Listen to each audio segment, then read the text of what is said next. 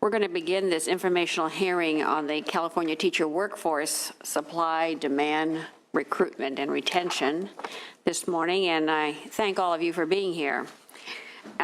We will welcome our committee members when they arrive, but we do have Assembly Member O'Donnell here as chair of the Assembly Education Committee, so we thought we'd just begin to keep everybody on schedule. Just to let you know that we've also invited Senator Pavley and Senator Allen, who will also attend because they have an interest in, and all of the Senate Assembly Education Committee to attend because they have demonstrated interest in this topic matter. So I appreciate the work you're doing in this dynamic era of education reform. In the midst of a continued implementation of local control funding formula and the development of a new accountability system, it's important that we not lose focus on the most critical element for delivering quality education, the teacher. Access to quality education for all students is the foundation of economic opportunity and prosperity for our state and our nation. And highly effective instruction delivered by caring, well-supported teachers is the heart of student success. As a former teacher, I can attest that the teaching profession is rewarding, challenging, frustrating, inspiring, and complex. We often think of teaching as a calling. Given what we have put teachers through in the past 10 years, I wonder now who's going to answer the call. Today, we will explore an emerging issue that could be very troubling. We will have experts discuss the supply and demand of our teacher workforce and examine the various indicators that point to whether a teacher shortage exists. We will also hear from practitioners about the policies, programs, and systems we can put in place to attract, support, and retain quality teachers in all of our schools. I hope today we can envision a system that develops and nurtures great teachers, offers them a rewarding career path, and provides a collaborative and supportive work environment so they can perform their pivotal role in society. The future of our students and our state depends on it. So again, thank you for being here. We have a full agenda, so I'll be trying to keep us on track and on time. That being said, do any of my colleagues have opening remarks? Assemblymember O'Donnell? Senator Yes, Allen? I'll just say thank you to the chair for holding this this hearing, and also to her staff, who I know worked diligently and long to put this hearing together. And I think at this point, the problem is more obvious than are its consequences. I think we're entering an era of a teacher shortage. We saw the last shortage when I was in the classroom was what, around 97 it hit, and the consequences were significant. I taught middle school at that point down in Paramount Unified School District in Southeast Los Angeles County, and the impacts were significant. They were significant on students too, and I'm sure long term. So we need to address the situation. We need to address it rapidly, and I think the legislature is ready, engaged, and willing to do it this year. So I'm all ears today. I'm here to listen. So with that, thank you. Thank you. Any other opening comments from members? Okay, that's great. First on our agenda is a teaching profession overview and a historical perspective, and we've invited Dan Kaplan from the LAO's office. He's a fiscal and policy analyst, and he will be discussing some statistical information on teachers, pathways to becoming a teacher, and also provide a historical perspective on supply and demand, including prior shortages and what the state did in response. Welcome. Thank you. Good morning, Madam Chair and members. As you mentioned, my name is Dan Kaplan, and I'm with the Legislative Analyst's Office. I'm here to provide an overview of the teaching workforce, ways to become a teacher, labor market trends, and a summary of the key shortage intervention policies attempted by state and localities. While I don't have enough time to go over all the information in great detail that you have in the handout in front of you, I'll be touching on the main points, and I'm happy to answer any questions you may have at the end. Okay, just for my committee members' awareness that LAO's report is being distributed to you. To begin with, an overview of California's workforce. The state has nearly 300,000 teachers, though not all of them are active. The average teacher tends to be white, female, about 45 years old, and has an average of 14 years of teaching experience. The average teacher makes about $74,000 a year, which is typically negotiated locally between unions and districts. Factors tied to pay tend to be education and experience, with all teachers earning the same, regardless of the subjects that they happen to teach. As far as how one becomes a teacher on page 4 of your handout, there are two main pathways to becoming a teacher. The traditional pathway, which involves obtaining your CLEAR credential. Basically, you go through your credentialing program first and then enter the classroom as the teacher of record. And this pathway is used by approximately 80% of the workforce. Comparatively, or 80% of new teachers. Comparatively, there's the alternative pathway, which involves obtaining your internship credential. In this pathway, individuals teach while actually enrolling in their credentialing programs. There are also a number of one-year and emergency waivers that can be issued during staffing emergencies. Moving on to statewide teacher workforce trends on page 6.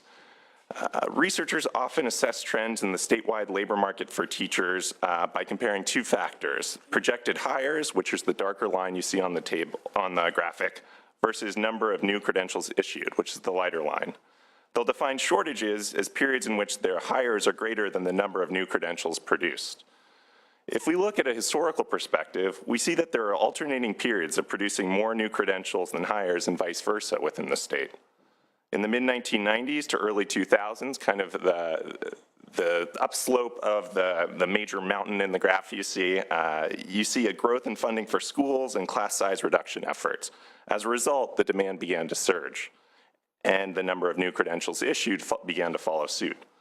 Early in the 2000s, however, there was a recession and hires began to decrease. And the number of new credentials lagged behind this, but also began to decrease. I want to make the statement, though, that the market's a bit more nuanced than this simple comparison. Going back to theory, we can see that market shortages can be caused by surges in demand, decreases in supply, or some combination of the two. I'm first going to talk about demand trends on page 7. Demand for teachers is impacted primarily by changes in state funding and class size preferences. We see that on the state funding side that hiring fluctuates with the changes in the Proposition 98 minimum guarantee. This is the amount of funding the state provides to localities. Since 1989 to 90, about 70% of the time the guarantee increased, we saw hiring increase. About 80% of the time that the guarantee decreased, hires also decreased. We're currently in a period of increases in the minimum guarantee, and as a result, we're seeing increases in district hiring. The minimum guarantee is also tied to state revenues and therefore fluctuates notably over time. This suggests that district hiring will also fluctuate over time. Another key driver of demand is class size preferences. Since 2011-12, when pupil-teacher ratios peaked, pupil-teacher ratios have begun to decline from about 22 students per teacher to 21 students per teacher. We estimate that these smaller class sizes have increased demand statewide by approximately 11,000 teachers over this time frame. This all goes to show how state and local policy regarding total school funding, teacher pay, and class size can help to eliminate or exacerbate shortages. Now, moving on to supply trends on page 9. For supply, I'm going to focus on recent trends and where California sources its teachers. As the table on page 9 indicates, there have been recent declines in both the number of newly credentialed teachers and enrollees in credentialing programs during the recession. In both cases, California's decrease was more severe than the nationwide averages. Since 2013-14, however, we've begun to see a reversal in this trend, and we're now seeing increases in the number of newly credentialed teachers and enrollees in credentialing programs. Now, it's important to point out that not all who enter the market go on to teach. Nationwide, about a quarter of credentialing program graduates do not become teachers. In addition, many credential holders in California are currently not teaching and are likely gainfully employed in other occupations, though they do have a credential that would allow them to teach. One final point I want to point out on supply is a key source of it, and that's out-of-state recruitment. Approximately a quarter of all credentials issued in 2014-15 went to out-of-state prepared candidates. And this, if we look at over the past 25 years, this has ranged from a high of about 33% of credentials issued to a low of 11%. Now that I've covered supply and demand, I want to move on to one final key aspect of the market, and that's turnover, on page 11 of your handout. Turnover is important to consider because by reducing turnover, we can in effect decrease demand and increase supply of teachers. Nationwide, we see that about 15% of teachers leave their jobs each year. In 2011-12, about 8% switched schools and nearly 8% left the profession. Those most likely to leave include younger teachers, those with less experience, special educators, and those teaching in city center or low-income schools. Factors often cited by both researchers and teachers themselves as to why they leave include lack of access to induction programs, lack of support by administrators or parents, a dissatisfaction with the current salaries, or high incidence of student misbehavior or tardiness. Now, to sum up the supply, the demand, and the turnover, let's turn to market shortages on page 12. Research tends to support greater evidence or highlight greater evidence for key shortage areas as opposed to broad market shortages. As the table on page 12 indicates, you see highlights, there's the frequency of subject area shortages as identified by the CDE over the past 26 years. And what you'll see is that in nearly every year, regardless of whether we were in a shortage era or not, shortages have been identified in science, bilingual educators, special education teachers, or math teachers. In addition, certain regions are more likely to experience shortages or staffing difficulties than others. These include low-income schools, city center schools, and to a lesser extent, rural schools. In recognizing these issues, various policies have been developed in recent decades to address these key market shortages. A summary of these are located on page 14 of your handout. While this isn't an all-inclusive list, page 14 presents a menu of policy responses to these key shortage areas and to broader market shortages. What we've done at the LAO is to group these 8 key shortage policy categories together, or to group these into 8 key policy categories. These include more accessible credentialing programs, recruitment, advertising, and outreach efforts, support programs, base compensation increases, bonuses, housing subsidies, financial aid for becoming or working as a teacher, more flexible credentialing requirements, and more flexible credentialing requirements. As an example of how one might read this table, let's take the first shortage policy category of more accessible credentialing programs. We see that moving left to right across the row, that the overriding goal of this policy was to increase the supply of teachers. And examples of programs that fell into this category of more accessible credentialing programs are online credentialing programs, internship programs, and credentialing programs that begin throughout the year, such as those with fall, spring, and summer enrollments.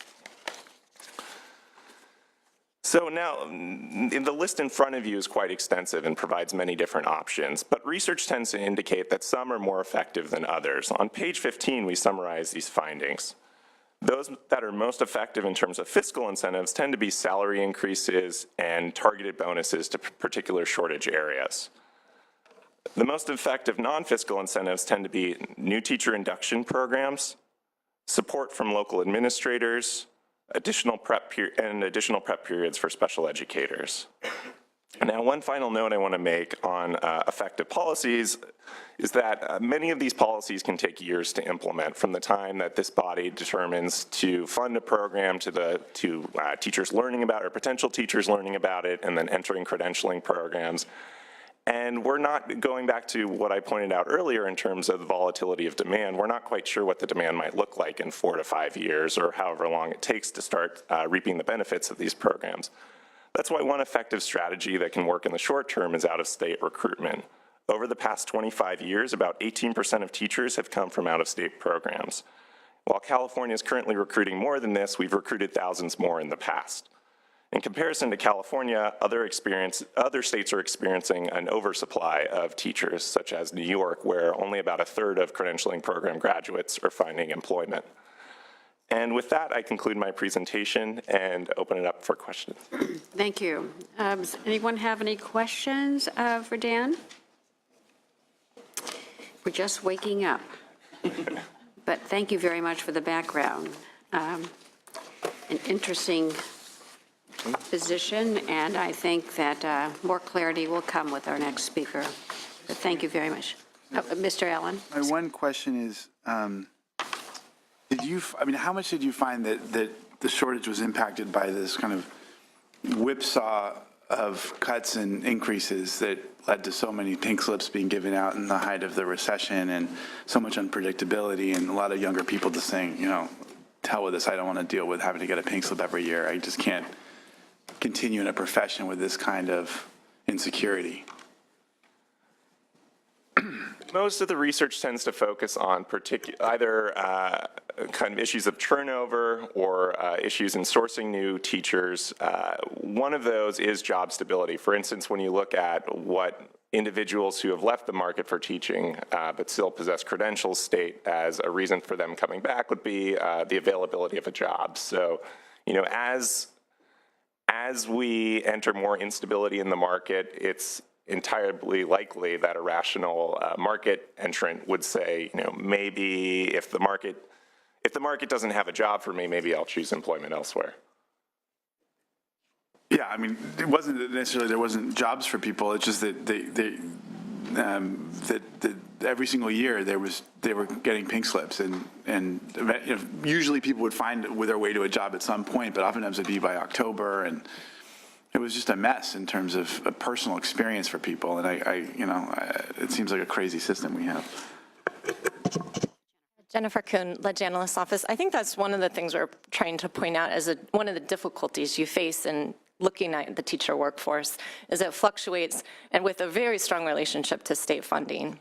And so the state goes through a recession, you see this environment where there are pink slips, it doesn't look like you'll be able to be stably employed right after you finish your teacher prep program. And so you see this dip in enrollments. But you also see some teachers that do finish programs that can't get jobs. And so what you're facing now is what happened to those teachers. Can we encourage them to be sort of reattracted to the teaching profession? And given we don't know what's on the horizon, when the next recession will come, what if we implement certain strategies now? Will they be effective by the time we want them to be? You face these really sort of big tensions between the state environment and your sort of responses to dealing with changes in the workforce. Sure. Yeah. Is it on? That's on. Do you have any data relative to the use of interns? There's the traditional path where you do your student teaching. It's unpaid typically, and maybe it's usually a semester long.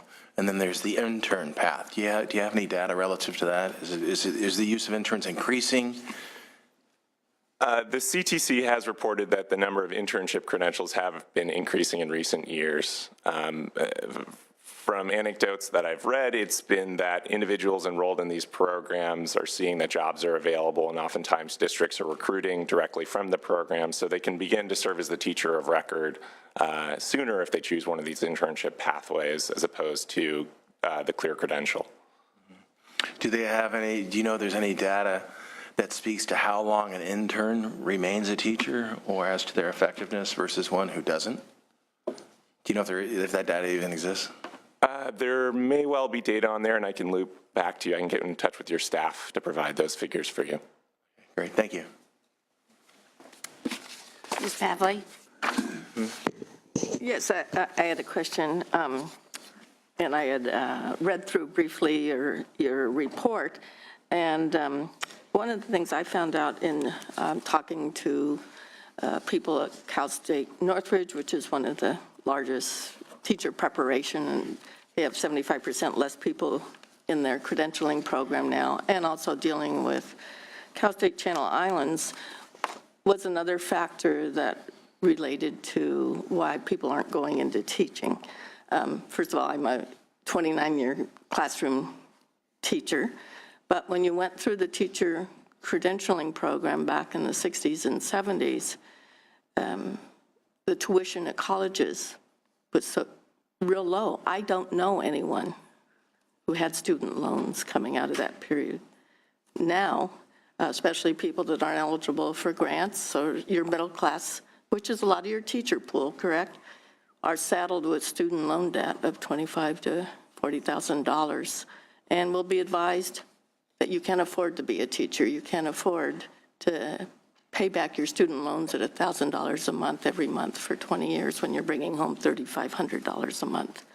So had you studied the impact not only of releasing all the younger teachers during the recession, which sent a real bad signal to people in college, but also the impact on student loan debt, and whether that was a contributing factor for students not going into teaching?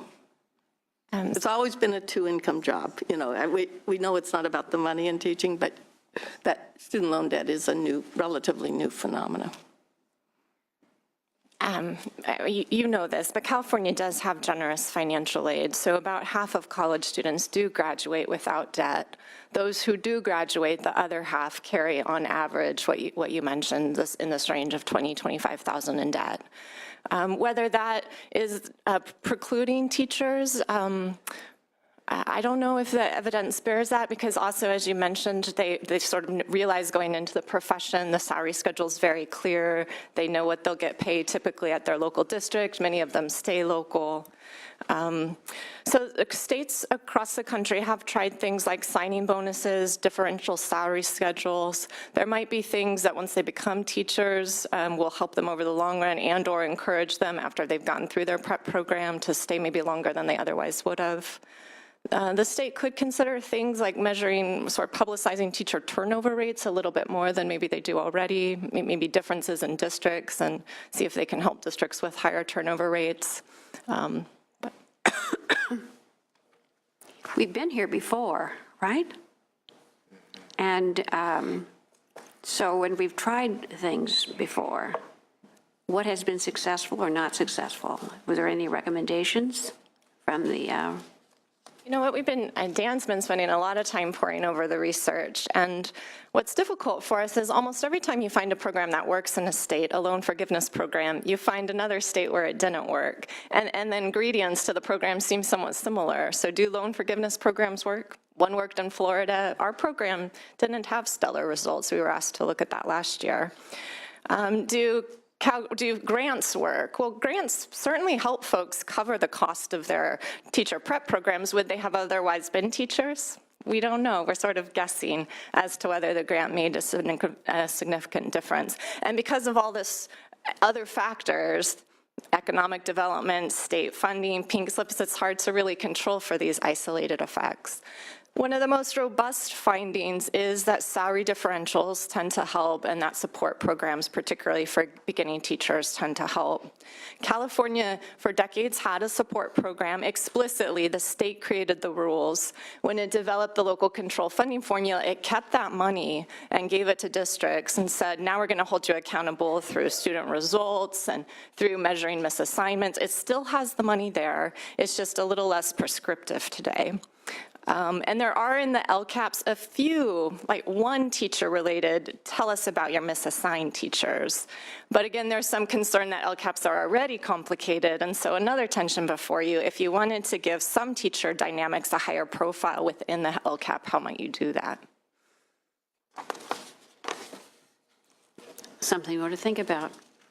Any other, Dr. Pan? So as someone who's done a lot of research in physician workforce, I realize some of the complexities, for example, do loans drive specialty choice, et cetera, so forth. But I mean, is there someone, I mean, I know you sort of rattled off a bunch of things. Is there someone who's done a meta-analysis or a compilation of the literature on this that I can get a hold of or we can refer to? Yeah, again, we have been looking at these. I don't know if there's a single great meta-study, and California itself hasn't done a meta-study in terms of looking at, California itself has had loan forgiveness, grant programs, support programs for beginning teachers, for veteran teachers. We've tried to offer incentives for districts to develop alternative compensation schedules. We've evaluated as a state some of those programs, but we haven't said, would the dollar for the grant program be more or less effective than the dollar in the support program? No, I'm not aware of any study out there in the country that does that sort of comparative analysis. If we only have $1, where would be the next place we would put it? That's our challenge. We're trying to help the state figure out where that next dollar should go. And the best we can sort of say is we think salary differentials and support programs work. The state has done the support stuff, has evaluated BTSA, has found it to be effective. Still has money for many districts still doing what they're doing with BTSA. And then the salary differentials are just much more difficult. Is the state willing to pay special ed teachers more or science teachers more? Does it want to embark on that conversation? Now, having said that, I'm sorry, one final comment. The state for a while had wanted to develop a teacher longitudinal database, which would have allowed the state to do workforce studies. How long are teachers staying? Which kinds of teachers are staying in which kinds of districts? Which ones seem to be trying some things we could learn from? It was dismantled a number of years ago, but it could be one way where you could, in California, be doing more sort of periodic assessment of what might be working. A research effort might be helpful in helping inform policy, and while certainly be great potentially to have a database that you follow all teachers. Obviously, we tried that, and it was probably too difficult, but you can, if you're really trying to study these policy issues, even following a cohort, right? You don't have to get everybody, but you have a sample, right? A cohort, and then and we can look at the variable impacts that might actually be some informative. And the federal government does sample teachers every 4 years. They sample California teachers as part of that endeavor. We requested the data, so my colleague we have access to that as an office, and we're trying to explore. It does tell us, for example, why teachers leave.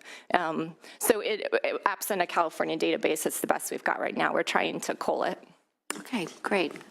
Assemblymember O'Donnell? Yes, just a comment, maybe an observation, and maybe you can give me some of your thoughts.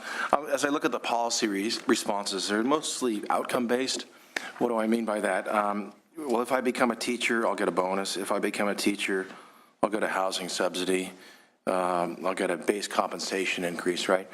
But maybe if we're really talking about increasing the teacher supply, we should look at our credentialing programs. I know at Long Beach State there's an effort wherein they're encouraging students to finish their credential classes, not the student teaching portion, if you will, but the credentialing classes before they receive their bachelor's. Have you looked at any policies like that?